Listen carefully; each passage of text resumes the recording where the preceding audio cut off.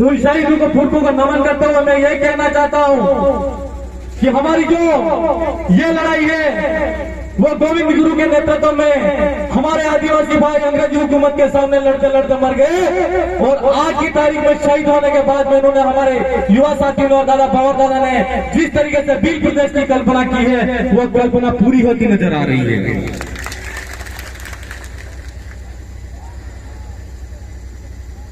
कहते हैं कि भील प्रदेश की मांग नहीं है। सरकारें मध्य प्रदेश, गुजरात और राजस्थान और केंद्र की सरकारें कहती हैं कि भील प्रदेश की मांग है वो पूरी नहीं हो सकती। तो हम उन सरकारों से पूछना चाहते हैं कि जब आपका गुजरात बन सकता है, छत्तीसगढ़ी पे छत्तीसगढ़ बन सकता है,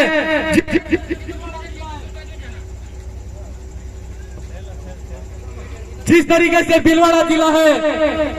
और जिस तरीके से जिन संस्कृति भाषा के आधार पर और जहां के लोग जिन आधार पर रहते हैं उनके नाम के आधार पर जब अलग अलग राज्य बन सकते हैं तो भील प्रदेश भीलों के नाम से क्यों नहीं हो सकता है। आज के इस मौके पर सरकार से यह कहना चाहते हैं कि जब ये नई हमारी विचारधारा आई और हमारे इस क्षेत्र के अंदर गोविंद गुरु को हमारा गुरु मानते हुए हमारी जो गोविंद गुरु की लड़ाई अधूरी लड़ाई को पूरा करने के लिए जो संकल्प लेने वाले लोग थे, विद्वान बुद्धिजीवी लोग थे, जिन लोगों ने यह आरंभ किया, तो हमारे यहाँ पर जो क्षत्रिय नेता,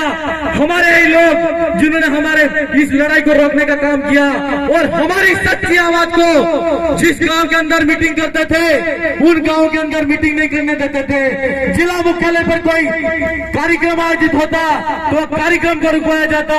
पुलिस प्रशासन को आगे करके ये लोग हमको रोकने का काम किया। आज हम उनसे कहना चाहते हैं कि भील प्रदेश का कार्रवाई यहाँ से नजर उठाकर देख लो, तुम्हारी कोई औकात नहीं हमको रोकने की। जिन लोगों ने हमको रोकने का काम किया आज उनके रास्ते रुक गए,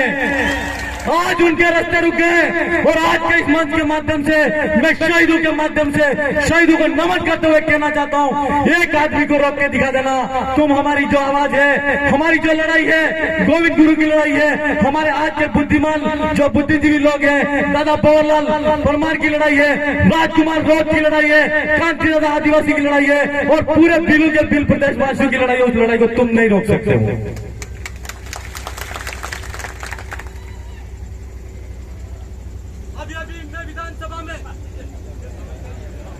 अभी मैं विधानसभा में गया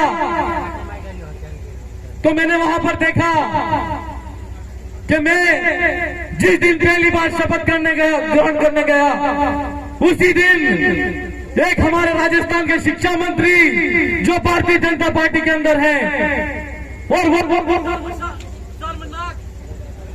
शर्मनाक और शर्मसार करने वाला बयान देते हैं। हम उन पार्टियों के नेताओं से और उस पार्टी से कहना चाहते हैं और पूछना चाहते हैं कि आपने जिस तरीके से हमारे आदिवासी समाज पर जो बयान दिया है वो शर्मनाक और निंदनीय बयान दिया है। और इस मंच के माध्यम से कहना चाहते हैं कि ऐसा बयान किसी भी जाति धर्म के आधार पर आप नस्ल विभेद की जो डीएनए टेस्ट की जो बात करते हो उससे आपकी ओछी मानसिकता झलकती है कि आपकी मानसिकता कैसी है वो दिखती है। हम उन पार्टी के नेता से कहना चाहते हैं कि आज हमने अभी वीडियो दिया कि वो घुटनों के बल पे आ गया और कहने लगा कि आदिवासियों से हम माफी मांगते हैं। ये आपकी ताकत है, ये हम आपसे कहना चाहते हैं। और अभी कल मैं वीडियो देख रहा था, हमारे जनजातीय मंत्री हैं वो ये कह रहे हैं कि यहाँ पर समरसता बिगड़ रही है, यहाँ पर आतंकवाद को बढ़ाया जा रहा है। तो हम उनके माध्यम से सरकार को कहना चाहते हैं कि आदिवासी हो, दलित हो, ओबीसी हो या माइनॉरिटी हो, जब जब उसने अपने हक अधिकार की बात को कहा है, जब जब उसने ये जान लिया कि हमारी सच्ची और संवैधानिक लड़ाई है, उस आवाज को दबाने के लिए तुमने जो माइनॉरिटी भाई ने आवाज उठाई तो उसको तुमने आतंकवादी कहा और आदिवासी ने आवाज उठाई तो उसको तुमने नक्सलवादी कहा। उसका परिणाम आप देख लेना। आज हमारे 4 विधायक है और 1 सांसद है, आने वाले 5-10 सालों के अंदर देख लेना दिल्ली की कूच पर हमारे से कितने सांसद बैठते हैं। आप हमारी सरकार आज आप हमारी सहमति के बिना आपका प्रधानमंत्री भी नहीं बिठा सकते। आप हमारी 3-4 राज्यों के अंदर जितने आदिवासी बाहुल्य क्षेत्र है उस क्षेत्र के अंदर आपका जो भी मुख्यमंत्री होगा वो मुख्यमंत्री भी नहीं बिठा सकते। मेरे भाइयों, मैं आपके माध्यम से एक बात और कहना चाहता हूं कि आज राजनीतिक मंच नहीं है, लेकिन मैं यहाँ के पुलिस प्रशासन और स्थानीय जो मेरे विधानसभा के क्षेत्र के अंदर जो थाने आते हैं उन थानों से कहना चाहता हूं कि हमारी जो कबीलाई व्यवस्था थी वो व्यवस्था जीवित करने का काम हम लोग करेंगे। मैं आपसे निवेदन करता हूं कि आप किसी अनर्गल तरीके से किसी भी भाई के साथ में कोई भी भाई अगर थाने का तक आता है तो पहला काम आप सुल्टाना करने का काम करेंगे, किसी को अनर्गल तरीके से 151 में पाबंद करके उसको घर बिठाने का काम नहीं करेंगे। और संविधान के अनुसूची की तरफ बात करना चाहता हूं आपसे कि आपको किसी भाई ने गिरफ्तार किया तो आप तुरंत त्वरित गति से आगे न देखते न पीछे देखते न नोटिस देते न कुछ भी करते, सीधा पुलिस थानों के अंदर किसी भाई को अगर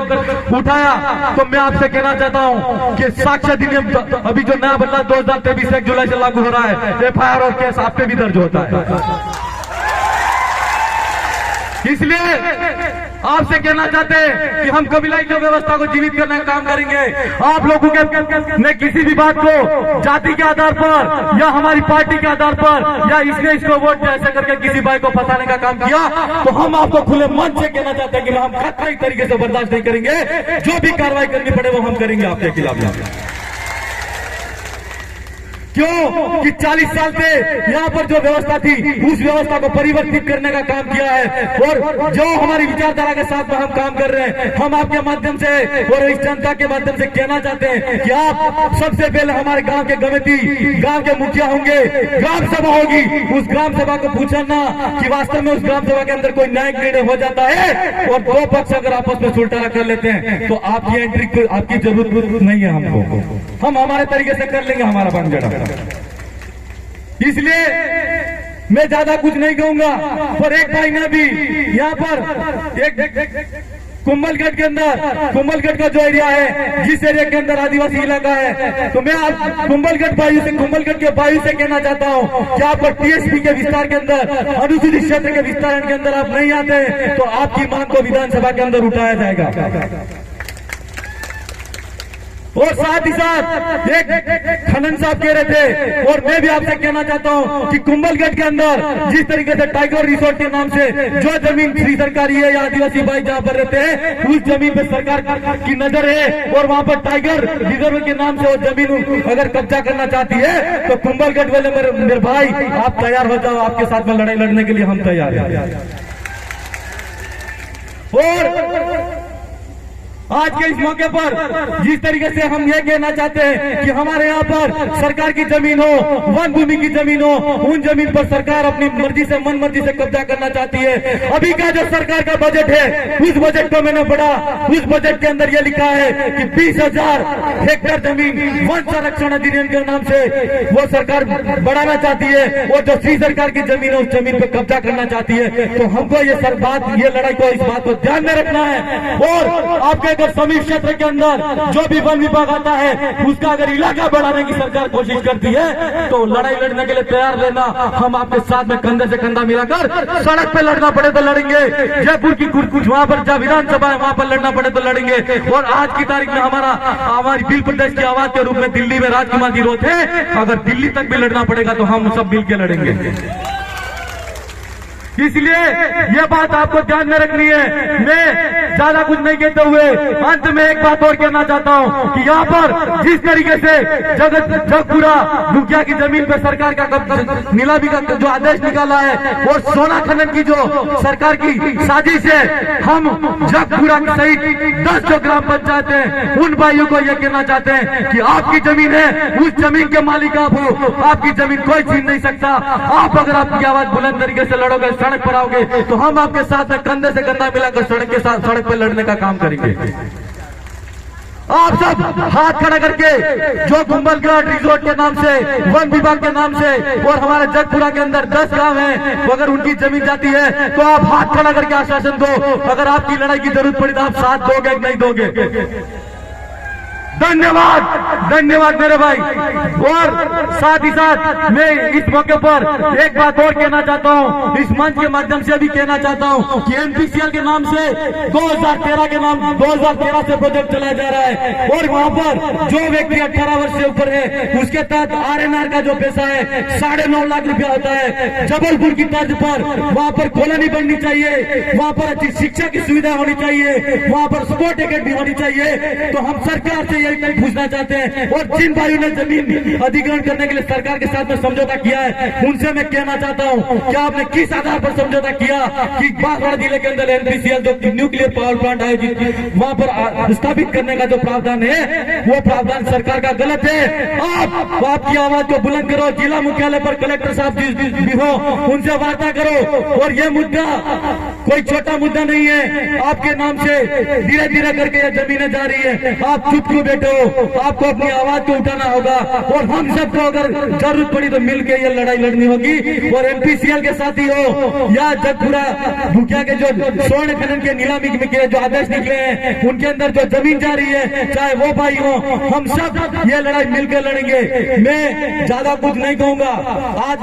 दादा का बोलने का समय बाकी है, राजकुमार जी का बोलने का समय बाकी है। और मैं इस क्षेत्र का विधायक होने के नाते मैं यहाँ के स्थानीय साथियों से और बिल प्रदेश वासियों से एक और बात कहना चाहता हूँ। या नीचे जो लाइन लिखी है बिल प्रदेश स्वायत्ता, बिल प्रदेश स्वायत्ता, बिल प्रदेश स्वायत्ता का मतलब समझते हैं जिस तरह गोविंद गुरु चाहते थे कि जो बिल प्रदेश के वासी हैं या बिल जो भाई हैं वो अंग्रेजों की हुकूमत के अंदर नहीं रहना चाहिए, रजवाड़ों की हुकूमत के अंदर नहीं रहना चाहिए और अपना खुद का स्वायत्त शासन होना चाहिए जिसका नियंत्रण अपना समाज के लोगों के पास में होना चाहिए। ये वो लड़ाई है। मैं आपको कहना चाहता हूँ मेरे युवा साथियों, अगर आप ये लड़ाई दादा ने शुरू किया, हम सब ने शुरू किए, इस वैचारिक लड़ाई को शुरू करने के लिए हम सबको लड़ना पड़ेगा। सबसे पहले आपको शिक्षा के पे ज्यादा ध्यान देना है। जो भाई आज बीएडधारी बैठे हैं, बेरोजगार हैं, कई अन्य कोचिंग संस्थानों के अंदर कोचिंग कर रहे हैं, मैं उनसे कहना चाहता हूं कि आप अच्छी शिक्षा ग्रहण कीजिए और अच्छे जो राजकीय सेवाओं के अंदर RS IPS के जो पद है उनके अंदर आप जाइए और जिस दिन हमारा राज्य बनेगा उस दिन शिक्षा के अंदर RS IAS IPS कलेक्टर हमारे होंगे। ये हमारी स्वायत्ता है। एक रोजगार की बात ये कहना चाहता हूँ कि जिस तरीके से हम बिल प्रदेश की कल्पना करते हैं और बिल प्रदेश का सपना देखते हैं, आज की तारीख में हम देखें और सोचें तो रोजगार के अंदर हमारे कोई साथी नहीं है, वो रोजगार के साथी नहीं है। तो मेरे भाइयों से मेरा कहना है कि रोजगार खुद को खड़े करो और खुद का रोजगार खड़ा करके अपना आत्मनिर्भर बनो और अपने समाज के लिए जैसा भी दान देना पड़े, धन रुपया पैसा जो भी लगाना पड़े आप लगाओ और रोजगार के अवसर खुद को खड़े करने पड़ेंगे। और अंत में ज्यादा कुछ नहीं कहते हुए स्वास्थ्य की जो बात कहना चाहता हूँ कि एक स्वस्थ समाज का व्यक्ति, अगर एक व्यक्ति स्वस्थ है तो वो एक परिवार का निर्माण करेगा, अगर एक परिवार अच्छा है तो पूरे समाज का निर्माण करेगा। तो निश्चित तौर पर आप अपने स्वास्थ्य के प्रति ध्यान दें। और दादा के पास में एक पैम्पलेट देखा था कि बिल प्रदेश में यहाँ पर जो नशा मुक्ति का जो कार्यक्रम है उसको चलाने की हमको जरूरत है। मुझे मेरे पास में चिट्ठी बार बार आ रही है, लेकिन मैं फिर भी मेरी बात को पूरा करके ही मेरी बात को यहाँ से जाऊंगा। मैं मात्र 1 मिनट चाहूंगा। इसलिए मेरे भाई बिल प्रदेश स्वायत्त का जो सपना हम सब ने मिलकर देखा है उसको पूरा करने के लिए शिक्षा, स्वास्थ्य, रोजगार के लिए हम सबको सोचना पड़ेगा। उसके अंदर जब तक हमारे साथी और भाई नहीं जाएंगे और उस पर ध्यान नहीं देंगे तो बिल प्रदेश बन भी जाएगा तो उस पर कब्जा तो किसी और का होगा। तो ऐसे बिल प्रदेश के लिए हमको हमारा जो लड़ाई है और हमारे समाज को अच्छा सुशिक्षित सभ्य समाज मानते हैं, सारे समाज के लोग मानते हैं, तो निश्चित तौर पर हमको बिल प्रदेश का जो कल्पना है वो पूरी होगी। तो शिक्षा, स्वास्थ्य, रोजगार पे ज्यादा ध्यान देना है। और जिन जिन भाइयों ने यहाँ पर सरकार की जो ग्राम सभा की कमेटी हमारे विधानसभा के अंदर गठित नहीं हुई है तो उनको भी कहना है कि जल्द से जल्द ग्राम सभा का गठन करो। और जो भी सरपंच साथी है अगर सरकारी जमीन पर कोई अवैध काम करना चाहता है या सरकार को वापिस सरकारी नियम करके देना चाहता है तो ऐसे सरपंच के खिलाफ भी कार्रवाई करने का काम करो। मैं ज्यादा कुछ नहीं कहते हुए मात्र 2 लाइन कहते हुए, जिस तरीके से हमारे समाज को बदनाम करने की साजिश की जाती है, निरंतर कोई नेता आते जाते रहते हैं और अलग अलग बातें और अलग अलग वक्तव्य देकर हमको बदनाम करने का काम कर रहे हैं। मैं उसके लिए 2 पंक्ति कहना चाहता हूं। भले ही किरदार ना हो मेरी अदाकारी में, भले ही किरदार में अदाकारी ना हो, लेकिन हम में खुददारी है, गुरु है, स्वाभिमान है और पराक्रम है। जय जोहार, जय आदिवासी, जय संविधान। आप सब कीजिए।